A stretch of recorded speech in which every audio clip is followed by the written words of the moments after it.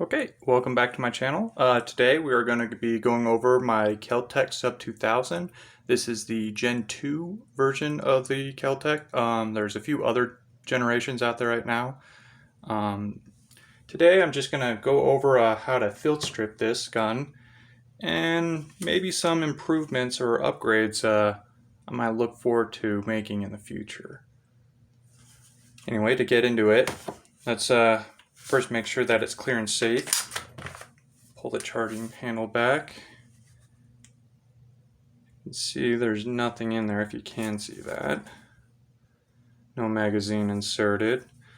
Now, one of the nice things about this Sub 2000 is that it does fold back for easy carry and concealment, and you can very easily look down the chamber and see that it is not loaded.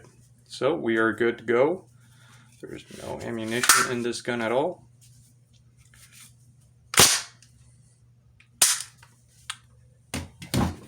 Now to break this down, you have this little detent pin back here.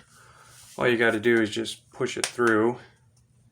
Kind of helps if you wiggle this piece right here that holds the upper part of the fore part of the gun back. That's the detent pin there. I take this out. Careful that this doesn't shoot off. That comes off right there. Now you can remove the stock here by just sliding it off. What's really nice about this is it does give you 3 other holes that you can put that deep tent pin in, and you can extend your length of hole. So if you want, you can have it as far out as there, or you can have it about there. Anyway, after that, you just slide the bolt back, take out the recoil spring, and you take out the charging handle lever, and the rest should just fall right out.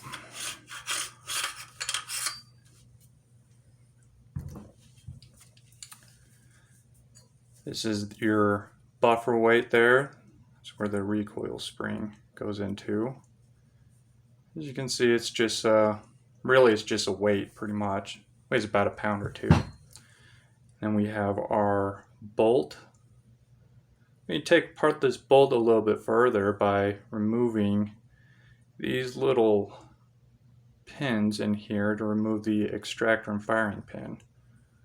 See our extractor right there. But that's really it with the bolt. Pretty simple design. And this is field strip now. As you can see through there. To be honest, I think that the folding part of this gun is a little gimmicky, to be honest. It does actually make it very nice cleaning, because you can just get right down in there, and the barrel, very easy to clean. Honestly, I'm not really too big of a fan about the foldingness of this little rifle here. This is a rifle. This is a 9mm. This one takes Glock 17 magazines. There is a version that takes the Glock 19 magazines, which I have some magazines right here to show you. So there are versions of this rifle that will take only these magazines. Well, those versions will also take the 17 round, but this one will only take the 17 round. So can't use my 19 magazines on there, but we can use these. If you even want to, you can even use these big extended 33 rounders, the 20 something rounders. Anyway, let's discuss this little rifle anyway. Few upgrades I think I would like to see made on this is, honestly, these sights kind of suck. Honestly, I wish I could just put a little red dot on here, maybe a little small, maybe ×3 power scope, maybe Just something small, but I would rather put it right here instead of putting it all the way up here where the Picatinny rail begins and ends. I really rather have this rail just extend all the way back here, because right around here is kind of where I think my length of pole allows my eye relief to best be suited, somewhere around here. So I actually would rather have this extend back and just not have this fold at all, maybe. But yeah, the sights really are something more to be desired. It does come threaded though, a little thread cap there. So if you want to suppress it, all you have to do to take off this forward sight block is take off this thread protector and take off this bolt, and this should, I think, twist out. Sometimes this sight does actually get canted. I might need to tighten that down more, but I've just been wanting to remove these sights because they're not great. Kel Tec does make a aftermarket sight here that does flip down. Still, I think I'd rather have the Picatinny rail going back and just put an optic on it. You know, another improvement I would really like to see is, can't really see it. Let me grab my punch. Is down in here, the feed ramp is polymer. I really don't like having a polymer feed ramp on this gun.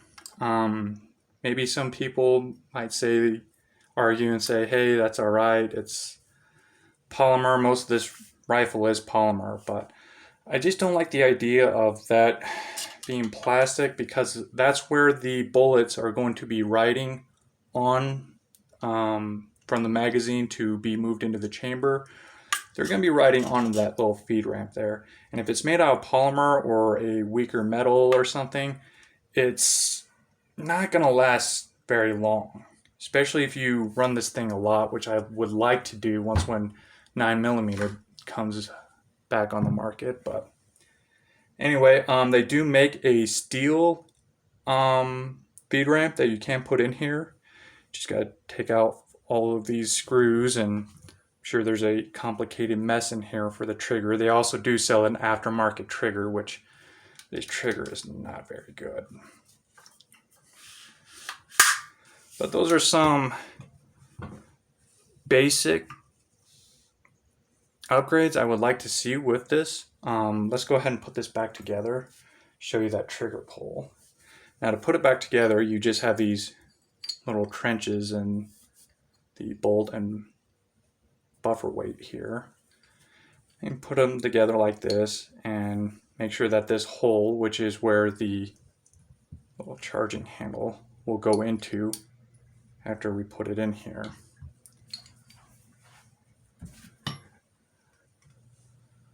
So we just kind of drop it in there like that. Now make sure that you have the trigger actually cocked, the hammer in there. If the hammer is not cocked, you cannot ride this in there. It will block it and it will not go in. It's actually a bit of a struggle even when it is cocked sometimes to actually get it pushed over that hammer, because the hammer kind of rides up a little bit and prevents that from moving forward when you disassemble it. So you got to really push it in there once when it's been cocked. So don't try to do that if it's not cocked. So if you pulled the trigger after you disassembled it, you need to put your finger back in here and just push back down on that hammer and lock it back. So have our recoil spring there. Now I'm not going to put that in all the way first, because we do need to put the charging handle back in first. Okay, that's in. Now let's push it forward here. Again, very stiff. You got to really give it some elbow grease in there. Firing pin is still in there. For the, not the firing pin, the recoil spring. Let's see.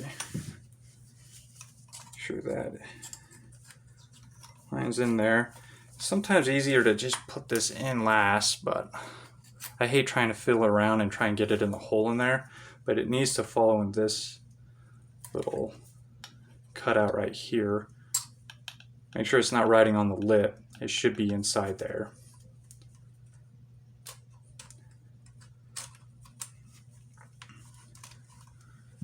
And we can put our, actually I'm supposed to put this stock on first. Normally I don't take the stock off, but come on. And there goes the charging handle. The charging handle is just held in there by this recoil spring. So before we put that all the way in, we have to stick that back.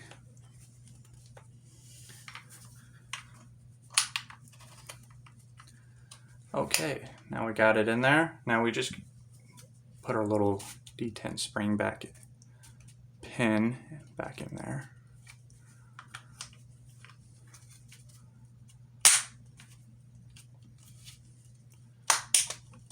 There we go. Now let's show you that trigger pull.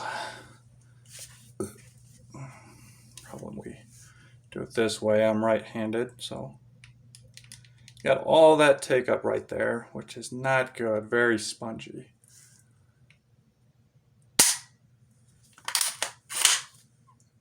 Now let's look at that release. Lots of release there before resets. And again, it's just very, very spongy, springy, not very crisp at all. Do that again for you. Yeah, definitely need a better trigger, but not bad for only a $300, $400 gun. At least it was back when I bought it about 3 years ago. But anyway, that's my review of the Kel Tec Sub 2000. This is the Gen 2 version of it. And thank you, and I will see you in the next video.